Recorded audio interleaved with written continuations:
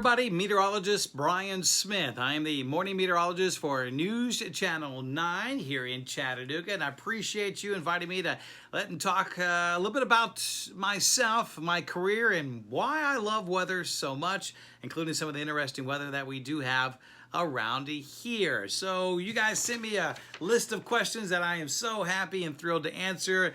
I haven't really thought about some of these questions in quite a long time, but love to tell you a little bit about what it is that I'm doing. So first off, you may notice I'm not inside our TV studio. I'm here inside my spare bedroom because this is where we have been broadcasting now since March.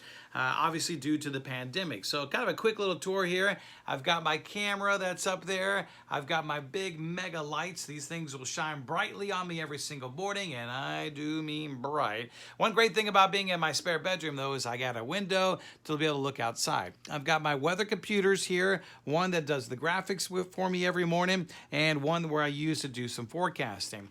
And then you flip over here, and of course got my shirt and tie, and I got the green screen that is behind me. And you may notice a little stool that is there. That's where I put my computer every day to kind of click on the button to change the graphics. Oh, and did you catch it?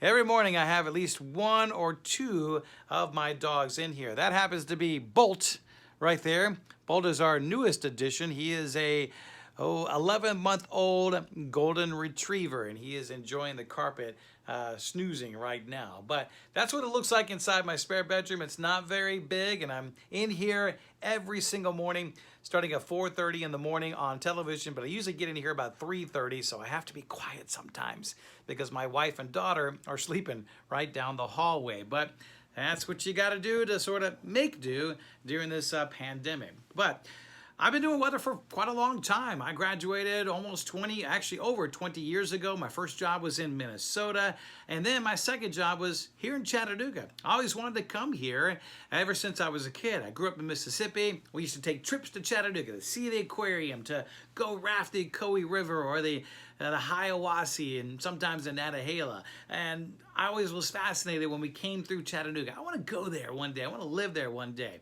And that dream came true back in 2004. The thing is that I haven't wanted to leave. I've had chances to leave, but I just not been interested. I love it around here. And now I'm able to take my daughter and show her all the great places that I like as well. And I love the outdoors, so it's a perfect place for that. Just gets a little hot around here.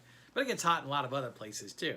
But I've loved it here, I've enjoyed it here, and now my daughter enjoys it here. And even though I've changed stations, I used to work at Channel 12, and now I'm at Channel 9, I still enjoy it. I even worked with the city of Chattanooga for a couple of years as a promoter of the great things that our city has to offer. So let's get into some of the questions here that you guys have for me. I'd love to answer some of them.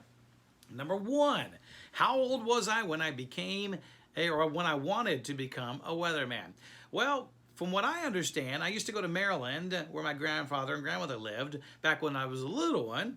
And my grandmother would tell me that I would ask my grandpa, Pop as I called him, what those clouds did. Now, he was a farmer, so I'd ride with him on the tractor. I'd go out with him in the field, and I'd say, is that cloud going to do this? Is it going to storm? Is it going to rain? And I would always ask him questions. And as I got a little bit older, I would sit and watch storms that would bubble up in Mississippi. I thought that was always fascinating to me. And then summertime, during my summer break, you know what I would watch? I would watch the Weather Channel all the time. Even though it said the same thing over and over again, I would still watch it because I was fascinated with the weather. And my parents, they didn't really care that much about the weather. But I remember betting them, Mom, Dad, I bet you that we're not going to have school tomorrow because of snow. And then I would wake up and be disappointed. I know that happens around here too. But I wanted to become a weatherman at a pretty early age. But what kind of school is required? I always tell kids there's pretty much three things. You got to love science, you got to love math, or at least be good at it. And two, if you want to be on television, you got to not be afraid to talk in front of people. Was I the class clown? Did I get in trouble for talking a lot in school? Yeah, I did, but now I'm putting it to good use. And then I went to college at Mississippi State University, home of the cowbell here.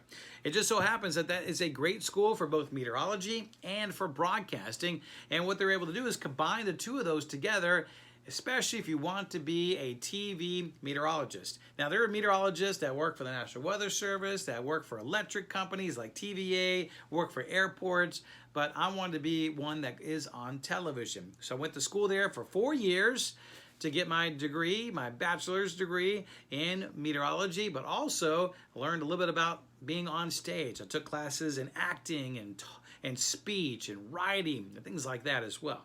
So what is my favorite type of weather? I love snow. I know I'm in the wrong place for snow, but I love snow and I love storms, just watching the formation of storms. I don't like it when storms bother people or hurt people, but still love the formations that storms can create. So that's probably the most interesting. How accurate am I? Or meteorologists in general? I think meteorologists in general are still pretty accurate. Yes, we hear the jokes every day. You can be half right and still keep your job. Well, we're a little bit better than that. We just don't seem to remember all the good days that we did get right. But it's still hard to tell you it's going to rain at this time at your house or it's going to snow. I mean, there's things that still are difficult. But we've learned a lot about weather. And a lot of it has to do with just using the internet here. I got this computer here that I use that can tell me all different kinds of information. Here you're looking at where the rain's going to be. But over here you can see all the different sort of parameters, as we call them. I can look at temperatures, where the heat's going to be building over the next several days. You can see all those dark red colors that are heading towards us. So I look at these forecast models every day, and there are 20 of them that I can look at to figure out which one I feel is going to be the most accurate. And sometimes, like over the summer here, the weather forecasting is pretty easy. Hot, hazy, humid, with a chance of a few afternoon storms. So how far back do records go in Chattanooga? Believe it or not, they go all the way back to the mid-1800s, especially with temperatures as well as precipitation. But we've been keeping records for a long time, 1600s, 1700s. Some of the smartest people and famous people here in the United States history, from Thomas Jefferson to Benjamin Franklin, they all kept weather records too. And that's great, valuable information because it teaches us what the weather has been like. Now, what is the most interesting weather and rare weather that we have in our area? Probably the rarest and interesting and what gets people so excited is snow forecasting. Yeah, keep in mind, we're not supposed to have that much snow around here. We average about an inch a year. Some people don't even see that. But I think it's also interesting the types of weather patterns that we can have, where it can be very dry and hot for a couple years, and then the next year we're having flooding. So we have a lot of different weather that's around here. We have a lot of rain here. Sometimes it can rain for days and then we could dry up very quickly. So it's interesting to me to see the different weather patterns, but rare is probably going to be either tropical systems or, of course, snow. Now, what can kids do? There are a lot of YouTube videos out there about how the weather works. I go to schools and talk with schools. Chances are I may have seen you in a school visit. I go to about 100 classrooms every single year to talk all about weather and severe weather safety. So number one, learning about the weather. It's great that more and more schools learn about the weather, but reading about it. There are tons of experiments that are easy that you can do. You can make your own thunderstorm. You can make your own thermometer and wind vane, and you can make your own rain gauge. You can track the weather for a week and write the highs and lows and compare it to me and see how accurate I was. And that'll teach you a little bit about how the weather is. But most importantly, just making sure that we stay safe. And sometimes we have to remind our parents too, not to drive in flooded roadways. When the thunder roars, you go indoors. Don't go looking out the window when there's a bad storm, because something may break that window. Okay? And what is the craziest thing I've ever done or said on air? Here's the thing. I mess up every single day, but I keep going. I don't write anything down. I just talk about what it is I see, what it is I know about the area. And that's the thing. You can't just stop. It's live television. If I were to stop, what's going to happen? So I have to keep going. But I have said things, I have done things, crazy things, whether I'm playing with kids and playing with animals, I'm cooking stuff and thing explodes. I've been walking on television and fell down and fell into a snow pile, into a pothole. I've done a lot of crazy things, and where I have wrecked a golf cart one time on television. I mean, the list can go on, but you just keep doing it and you have fun doing it. And that's the most important part. I have fun with what I do, and I'm doing what I've always wanted to do. So kids, if you got a dream, go for it. Try to achieve that dream. Maybe you'll be doing something you've always wanted to do as well. Thanks, guys. Appreciate it. Have a good one.